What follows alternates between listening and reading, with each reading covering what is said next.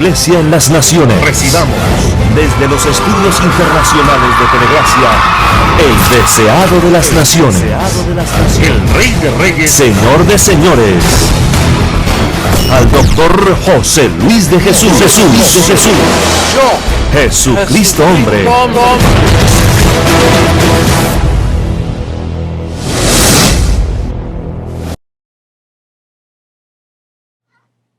Bendecidos con toda bendición. Un saludo a la amada que se edifica cada vez más con el verdadero evangelio. Ese evangelio que estuvo escondido por casi 2000 años y en el 73 se le abrieron las páginas para edificar a su amada.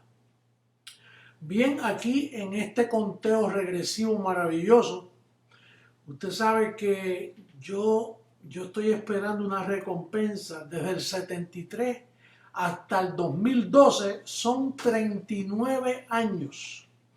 Lo mismo que tiene el Viejo Testamento, 39 libros.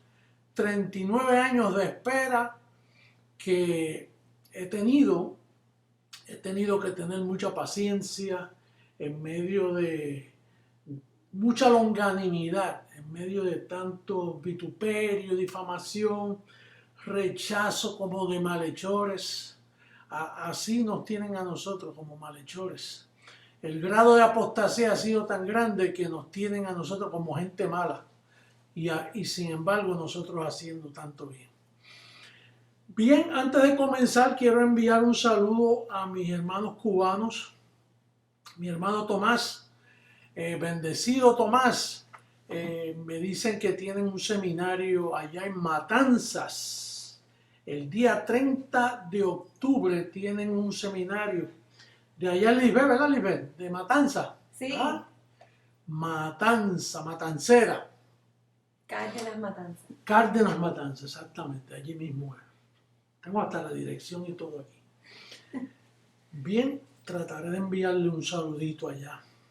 A ver si puedo grabarle un saludo.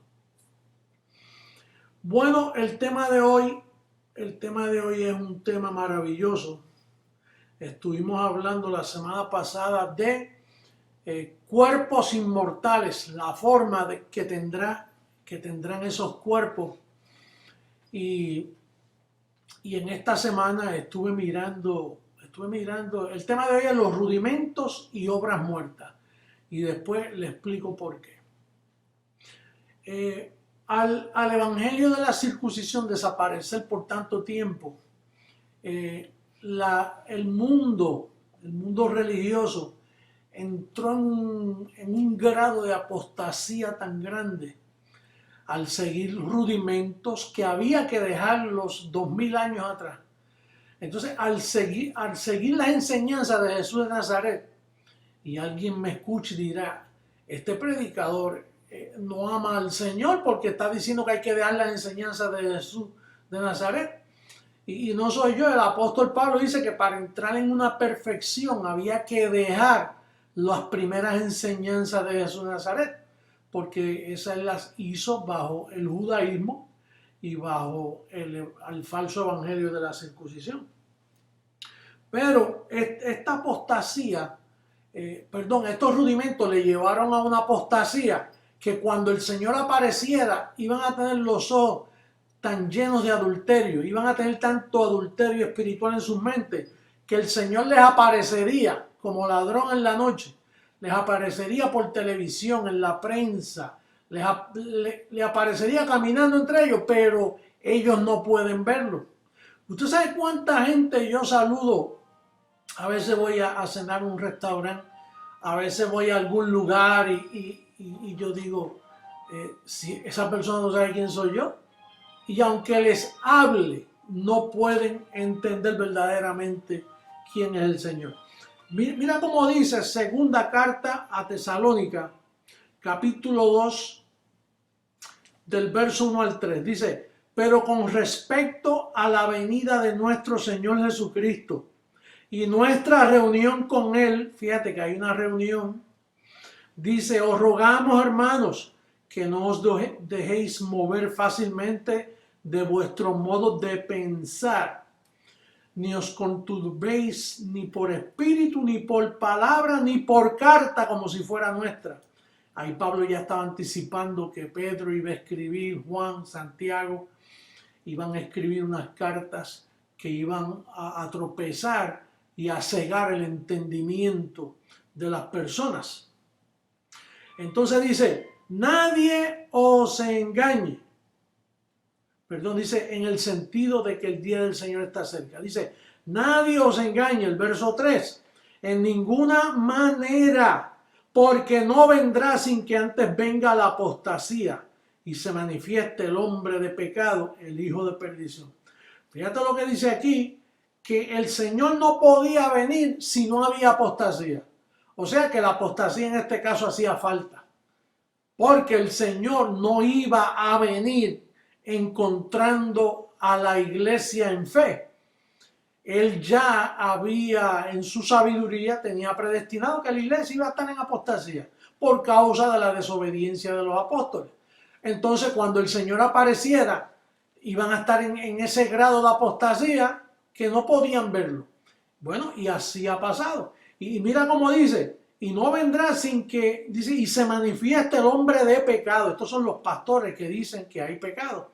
Y todo aquel amigo que me esté viendo ahora mismo que dice, no, es imposible que no haya pecado con tanta maldad en el mundo. Pues eso es parte de la apostasía. El que dice que hay pecado todavía en pie, eso es parte de ese efecto de esa apostasía. Y dice el hijo de perdición, lo identifica como hijo de perdición. Así que no te sorprenda de todos esos reverendos, sacerdotes con todo su vestimenta y toda su ceremonia, que sean hijos de perdición. Van a haber muchas sorpresas en ese reino. Y como hemos dicho, no todo lo que brilla es oro. Y uno piensa, mira el papado romano como los respeta a la gente cuando llegan a los sitios. Gastan millones y millones de dólares en recibir la mentira. Eso es por el grado de apostasía que hay en la iglesia. Entonces, vamos a leer ahora donde hay un mandato a dejar esos rudimentos. Y hay un rudimento en especial que se me alumbró en esta semana, que yo nunca lo había tocado porque no, honestamente no lo entendía todavía no me había subido a la mente de Cristo.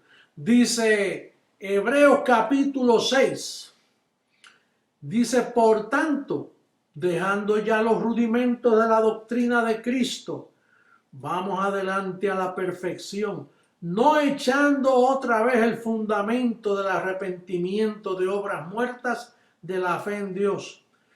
No lo echa otra vez porque ya Jesús de Nazaret lo hizo. No podía la iglesia darse el lujo de seguir echando ese fundamento como usted lo ve en la iglesia los domingos celebrando misa, o usted lo ve en una campaña celebrando todos estos rudimentos de obras muertas, mandando al arrepentimiento, pasen al frente, arrepiéntanse. Eso es obras muertas de la fe en Dios, porque ya Dios quitó el pecado y quitó la maldición. Ahora dice aquí que el primer rudimento, como ya hemos hablado muchas veces, es el de la doctrina de bautismo. Número 1. Sea bautismo por aspersión, sea por inmersión, sea el tipo de bautismo que sea, eso hay que dejarlo. ¿Lo has dejado ya? Todos aquellos que lo hemos dejado, hemos entrado en un grado de perfección. Entonces dice, de la imposición de manos. ¿Cuánto? Todavía yo prendo la televisión y veo al evangelista, pasen imponiendo manos. Y apóstol, ¿por qué? ¿Por qué eso es un rudimento? Porque tú estás completo en Cristo. Dice que el que se une al Señor, un espíritu es con Él. Entonces, de yo ponerte las manos, lo que te estoy poniendo es mi carne. Carne sobre carne. Cuando ahora lo espiritual no está en la carne, está en la mente. Entonces, se hace un rudimento yo ponerte las manos a ti cuando tú mismo tienes la autoridad para decir, recibo la vida de Jesucristo, del resucitado manifestado en mí, me declaro sano. No hay que imponerte manos. Y que le ponen las manos y que para sacarle demonios. Pues si ya tú sabes que el Evangelio dice que Él fue destruido, que tú fuiste librado de la potestad del diablo, pues tú no necesitas que nadie te imponga mano a ti para nada. Es un rudimento. Y diga conmigo, hay que dejarlo. Dile al que está a tu lado, hay que dejarlo. Dile, ya lo dejé. Ahora puede haber un amigo que no lo haya dejado, puede haber alguien por ahí que está diciendo, no, en mi iglesia, en mi iglesia eso es sagrado, el bautismo, la imposición de manos, eso lo hace el pastor mío toda la semana. Bueno, porque está en apostasía, por eso es que él lo hace. Y trata de explicárselo para que tú veas lo difícil que se te hace tratar de quitarle ese rudimento. Ahora, hay un tercero aquí, bueno, hay dos más, pero yo no me atreví a hablar de la resurrección.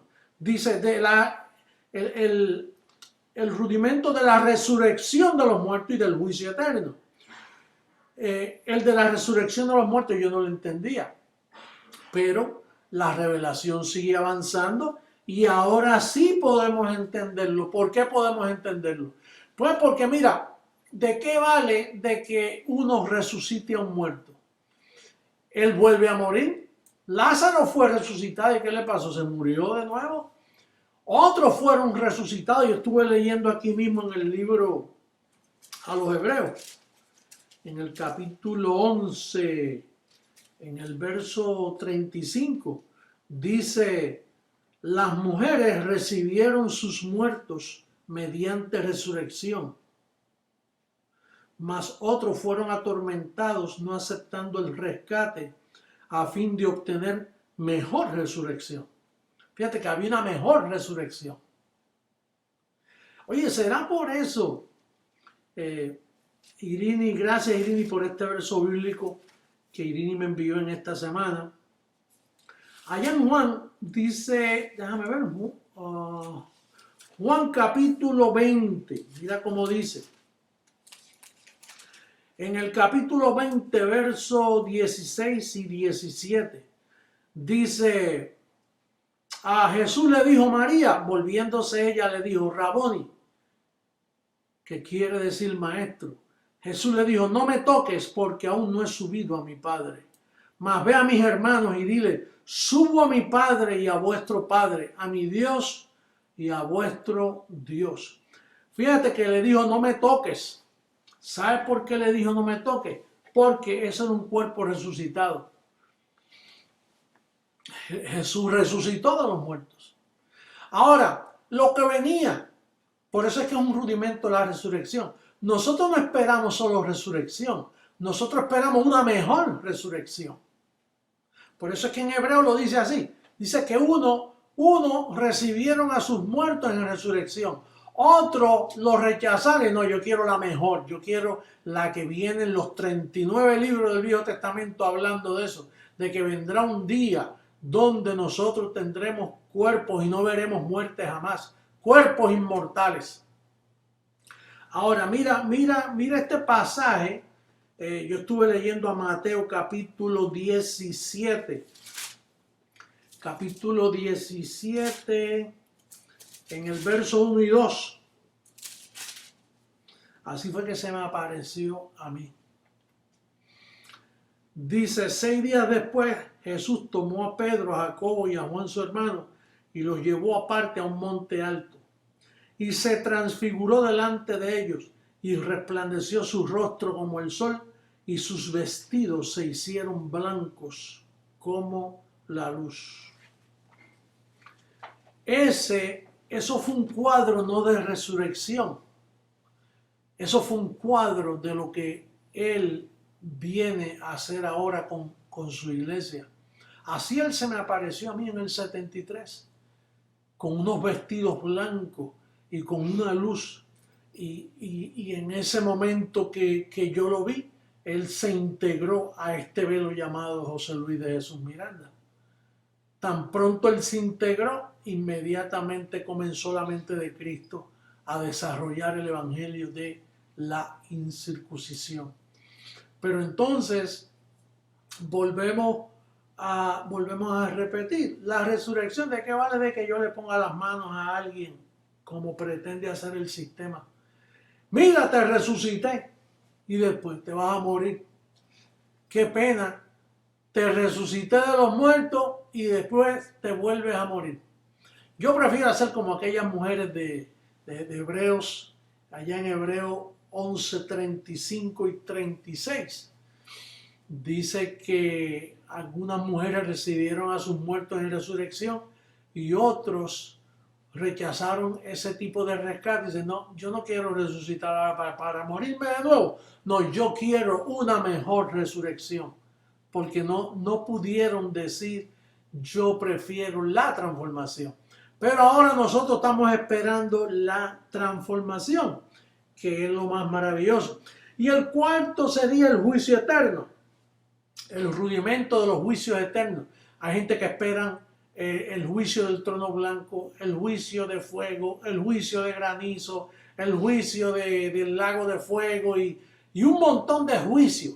Y que Dios aparecerá y te llevará y te expurgará todos tus pecados y te los mostrará delante de todo el mundo cuando esos pecados ya fueron perdonados. Hablar de juicios eternos es un rudimento también. Nosotros no hablamos de juicio, nosotros hablamos de bendición. Nosotros hablamos de que estás bendecido, de que tenemos ángeles alrededor nuestro. Nosotros hablamos de cosas mejores, cosas que pertenecen a la vida y a la piedad, cosas que pertenecen a la resurrección, al poder, a la mejor resurrección, al poder de la transformación. Hablar de rudimentos a esta hora. Bendecido, la iglesia está llena de rudimentos. La llamada iglesia, porque la verdadera iglesia, usted sabe cuál es aquella que se está edificando con el evangelio de la incircuncisión. La única iglesia que se edifica, que se atreve a edificarse con el evangelio de Jesucristo, hombre, es la iglesia que está siendo edificada por la palabra de verdad. Hay otro rudimento que me gustaría añadirlo, ya que me quedan unos minutitos, y vamos a leer a Juan, Juan capítulo 17, capítulo 2, ese ya lo leímos, pero el capítulo 2 dice el verso 17 al 21. Dice, entonces se acordaron sus discípulos que está escrito, el celo de tu casa me consume. Esto lo dijo porque estaban haciendo mercadería en el templo. Dice el verso 18, y los judíos respondieron y le dijeron, ¿qué señal nos muestra ya que haces esto? Respondió Jesús, les dijo, destruid este templo y en 3 días lo levantaré. Dijeron luego los judíos, en 46 años fue edificado este templo y tú en 3 días lo levantarás. Mas él hablaba del templo de su cuerpo. Diga conmigo, el templo de su cuerpo. ¿Cuántas veces tú oyes a los hermanos decir, oye, ¿para dónde vas? Voy para el templo. ¿Qué templo? Si esos templos ya no existen, eso es un rudimento. La palabra templo, el verdadero templo fue Jesús de Nazaret y nosotros somos sus templos porque el que se une al Señor, un espíritu con él, y nuestros cuerpos son templos del Espíritu Santo.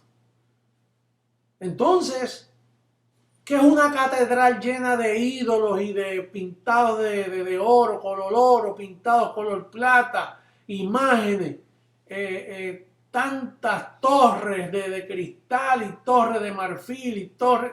Oye, eso no es un templo. Tú lo ves que pasan por al frente y se hacen la señal de la cruz, peor todavía, imagínate. Y le llaman a eso el templo de Dios está en la esquina. El templo bautista, el templo pentecostal, el templo católico. No, eso ya cambió, bendecido. Eso es una noticia de 2000 años atrás. Hablaba que él destruyó ese tipo de templo. Él ya no mora en casa hecha de manos. Él mora en nosotros, es que él mora. Nosotros somos los templos de él. Y tú sabes, eso significa, bendecido, que tú no te perteneces a ti. Tú no eres tuyo, tú fuiste comprado por precio de sangre. Ya tú no puedes hacer lo que te da la gana. Mira, me voy para aquí, me voy para allá porque yo decidí. No, tú no decides nada aquí. Él te compró, por lo tanto, tú perteneces a él. Y es tiempo de que tú entiendas eso, porque mira, tu vida, dice Colosenses capítulo 3, en el verso 3, mira lo que dice de ti, dice, porque habéis muerto y vuestra vida está escondida con Cristo en Dios. Tú eres un muerto bendecido, tu vida está escondida con Cristo en Dios. Tú no tienes autoridad para nada, eso de que voy a hacer lo que me da la gana cuando yo quiera. Esas ganas, eso, mira, eso bórralo, eso no va en este reino. Tú tienes que someterte a esta palabra que te compró con precio de sangre. Dice, glorificar a Dios en vuestros cuerpos y en vuestro espíritu, porque ambos son de Dios. Por lo tanto, es tiempo de recoger bien los pensamientos.